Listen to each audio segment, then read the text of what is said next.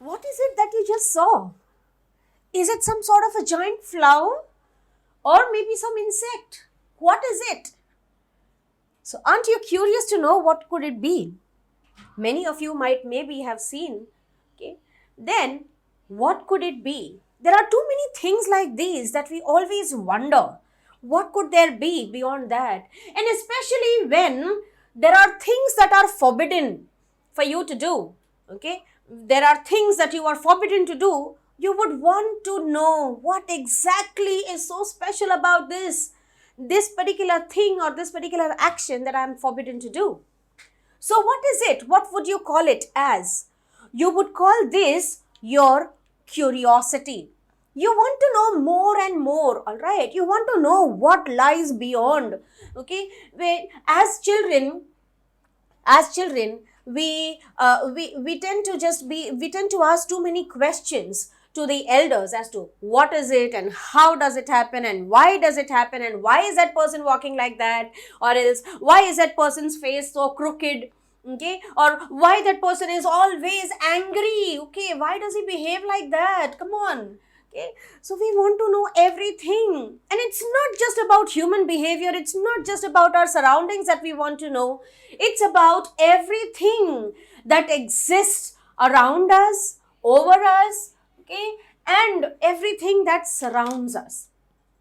We want to know more, okay, be it children or anyone else, we are curious, okay.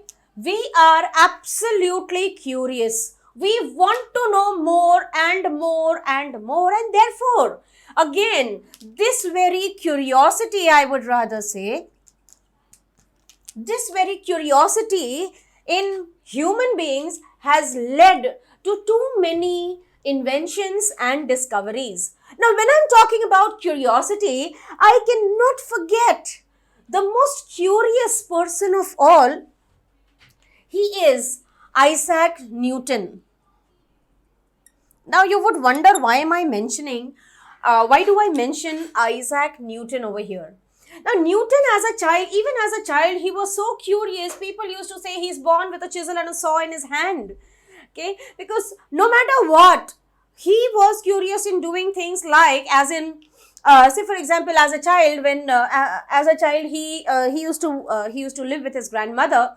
Okay, then maternal grandmother, okay, and just because he used to keep on working with some tools or the other, okay, his grandmother had put him as an apprentice with a watch repairer, okay, and he designed the sundial, he designed a water clock, okay, something that would work upon the dripping of water. Okay, now as a child, if Newton can do something like this, so he would just open up all the spare parts and he would try to study everything. He, as a child also, he knew, he wanted to study the velocity, the speed of the wind. He used to run against the wind and he used to find out and he used to find out or judge what could be the velocity of the wind. There was a windmill in his village, okay, and he wanted to find out how exactly this windmill works, okay. So when the windmill was at rest, at that time he used to go up to that tower and he observed every part and he created a miniature windmill which would really work exactly like the actual windmill would. Okay, so there are too many things like these that Newton kept doing, okay. And then as a teenager too, like when he grew up as a teenager too, when other teenagers are busy having friends and busy with their friends and all sorts of musty, okay, this person Newton used to just look up at the sky and wonder what could be that is there in the sky? What could it be? What is that power that keeps the stars and the planets in their place? And what is it that makes them revolve in the sky in a particular orbit? Okay, so it is this curiosity that led him to the discovery of the gravitational force. Okay, and just because of the discovery of the gravitational force, there were too many things that were further measured and that were further found out. Okay, now let's come back from this curiosity. Now, why did I tell you about curiosity? It is because the human beings are curious. Only because of that quest to know more, okay, that quest to find out solutions, that quest to know, that quest to explore, that we have reached such heights of progress. Okay, and one such height of progress could definitely be the progress in our space technology, the progress in our space missions. Before we understand the space missions, we need to understand the difference between the sky and the space. Okay, so today's topic is space missions.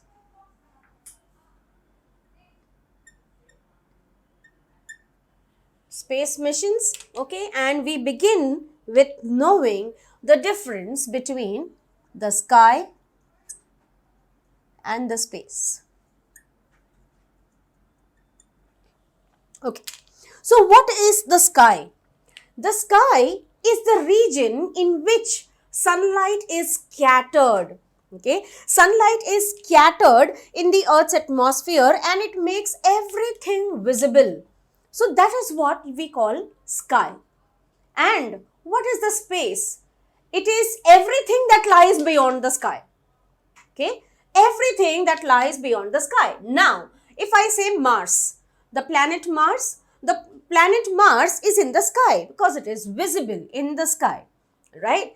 But then there are other, like the planet Mars, or you can say the galaxy or Milky Way, okay, the stars, the moon that lies, everything we can say it is in the sky. Okay, but everything beyond our solar system, okay, that is what, everything that is beyond the atmosphere, you can say, that is beyond the reach of the earth, beyond the vision of the earth, is called the space. Everything beyond that. And something which includes everything, that is the sky and the space beyond that, everything, that is something what we call the universe. Okay, now let's come to the space missions. Okay, now in the beginning I told you something on curiosity. It is because of the curiosity of the human beings that we actually were able to make such a lot of inventions and discoveries. We know too many things about the sky, the stars and the sun and our solar system, etc. Yet there are many things that are pending. Okay, yet there are many things that we need to know. So what are these things? What are space missions? Why are they required? How are they carried out? Okay, and who are the people who did these things? First of all, if I ask, do you think, first of all, the space missions are important? Okay, or why they are important? Why space missions? Okay, come on, think upon it. Why do you think the space missions are important? Why do you think the space technology is important? Can you imagine your life without a mobile phone today? Is it possible for you to go without a mobile phone anywhere? Be it any grade that you are in right now, okay? But you require a mobile phone. Now, mobile phone has not remained a luxury anymore. It has become a necessity. Okay, because you people venture out to your classes, your parents also might be working, wherever. It is an important medium of communication. Okay, what happens to you the moment your mobile phone battery is drained? Okay, you really get nervous. You don't know what is to be done. What if the phone is not catching network and you need to make a call urgently? Okay, all of these things and whatever information you require, okay, it is just at the tip of your fingers. Okay, it is just at your fingertips. So these all things are possible. How are these things possible? How is that network possible? How is it that I get information of the entire world from each and every corner of the world? How is it that I'm able to see a live match sitting at any part of the sitting in a cozy corner, cozy room of my house? So how is it that I am able to catch the television signals? How is it that I am able to get so many pictures of the earth? Maybe recently there was this lunar eclipse. Okay, so there was this wolf moon that was seen. Okay, so how is it that I am able to get so many pictures? Why is this possible? It is possible only because of the space technology and the space missions that had been carried out. Okay, now let's go ahead. Who was the first person to undertake the space mission? Who was the first person ever to venture out into the space? That person was from the then USSR. Okay, then USSR, United Soviet Sovereign Republic, that is Russia, the present day Russia. The first person to venture in the space was in 1961. It happened. The person's name is Yuri Gagarin. Okay, Yuri Gagarin is was the first person to venture into the space in a spacecraft. After that, we have in 1969, we have Neil Armstrong from the US who landed on the moon. Okay, and then onwards, the space missions and the research has been continuously going on till date without a halt, without a stop. Okay, and there are many countries that have undertaken these space missions. Okay, but then further we are going to learn how are these space missions carried out, who were the first people to invent it. Okay, now if I ask you, who was the person who initiated space technology in India? Come on, give it a thought for a minute. Think upon it. Who was the person who initiated the space technology? Who was the person who initiated the space missions in India? Come on. Can you? A lot of credit goes to Dr. Vikram Sarabhai because he was the pioneer of the space technology in India. Okay, let's go ahead with the further learning of the lesson.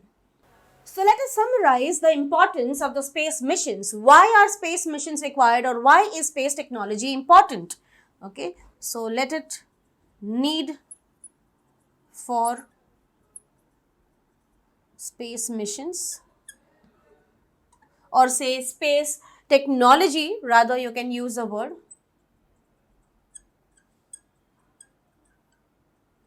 Okay, why is space technology used? The first thing, why is space technology used, is it enables communication. Okay, no matter in which part of the world you are, you will be able to communicate with anybody just within a flick of a second. You don't have to wait till ages, okay, for some pigeon to pass on your message, okay, or maybe you'll have to fly a kite. These were the oldest means of communication. Okay, so you don't even have to sing the song Kabutar Ja Ja Ja or whatever. Okay, so your mobile phone or your space technology can pass on your messages, your pictures, your videos, etc. within a fraction of a second in any part of the world. Okay, so space technology is absolutely important for communication. Next, what do you do when your teacher, when you have to make any project? Okay, the first thing you will do is you will ask Dr. Google, or you want to term Google as your Google uncle, Google Baba, whatever. So the point is, it provides information, and information, who is going to provide you? The internet. All right. So internet is going to provide you a lot of information about your project. So the second thing for which we require space technology is information. We gather a lot of information with the help of our internet, and that is why space technology is essential. So is it only for communication and information that we use space technology? Okay, is it only for that? No, It is because of space technology. Now, do you know that? Now, see, there are too many natural calamities that take place. Now, if you remember what happened to the Titanic, okay, it dashed against an iceberg, and then you know the tragedy.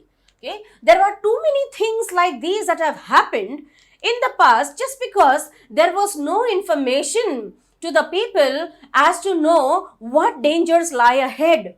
Okay, so then what is it now? But then today, if we compare those times and today, okay, we have a lot of information. During the monsoons especially, there are warnings given out on the radio or on the television, especially for the fishermen. Okay, that you are not supposed to venture into the sea just because the sea is going to be rough. There's going to be cyclone, there's going to be storms. How are the people, how is the meteorological department able to predict all of these? Because they are able to capture images that are sent by the satellites that are sent into the space.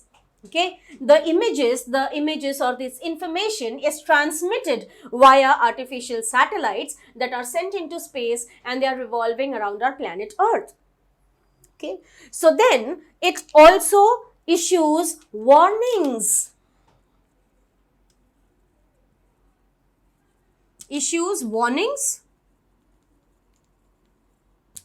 Okay, and protects against and helps us to protect ourselves against danger, or you can just say alerts us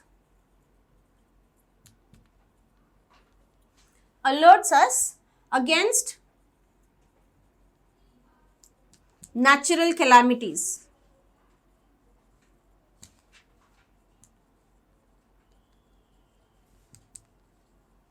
Alerts us against natural calamities. All right. So there are too many things that the satellite does. There are too many things that a space does. Now, apart from this, what if there is a war going on? Okay. How do I find out the position of my enemy? Was it possible during the time of our independence? No, we could not know exactly where my enemy is. It is so difficult, all right. And with the help of those binoculars and all, you cannot pay attention to you cannot actually find out the finer details. So then, for the defense purposes also, again, satellite images and the satellite images could be used in order to locate the position, in order to find out the position of the enemy.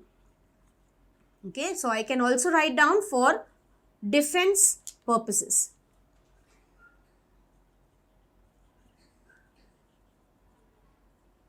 Okay, so then space technology is useful for communication, it is useful for information, it issues warnings and alerts us against natural calamities, it is used for the defense purposes. Also, natural reserves are an important part of a national progress today. Okay, so how do you come to know where are the natural reserves? How many natural reserves are there? Where exactly would you find them? How deep are they? Or how vast is their extent, etc., etc.? There are too many questions to these. Okay, so how do you find that out? Again, space research, again, the space technology is going to help you in finding out the reserves of the natural resources. Okay, so locating and exploring natural resources. Locating and exploring natural resources, even this forms one of the most important usage of the space technology. Apart from, these are some of the uses. Now, apart from this, now these all things actually prove that space missions and space technology is so inevitable in today's times that without which the progress of a nation cannot be possible. We cannot actually see the progress without all of these. Now, today too, you are able to do this, we are able to reach in every corner of the world, it is only because of the space missions, it is only because of the progress that has been made in the space technology. Then, now we come to the satellites part.